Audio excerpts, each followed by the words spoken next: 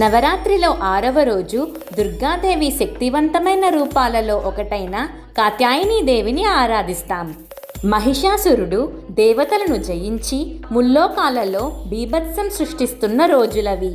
ఈ ప్రపంచాన్ని కాపాడుకోవడానికి బ్రహ్మ, విష్ణు, మహేశ్వరుల ముగ్గురు శక్తి కలిసి కాత్యాయనుడు అనే ముని ఆశ్రమంలో ఒక దివ్య శక్తిగా జన్మించింది.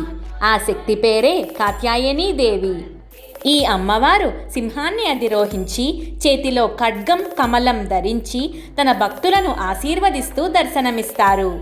ఆమె శక్తి, విజయం, రక్షణకి ప్రతీక.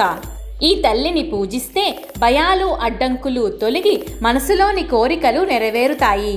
కాత్యాయని మహామాయే మహాయోగిన్యదీశ్వరి నందగోపసుతం దేవీపతిం మే కురుతే నమః. పెళ్లికాని కన్యలు మంచి భాగస్వామి కోసం ఈ తల్లిని ఆరాధిస్తారు.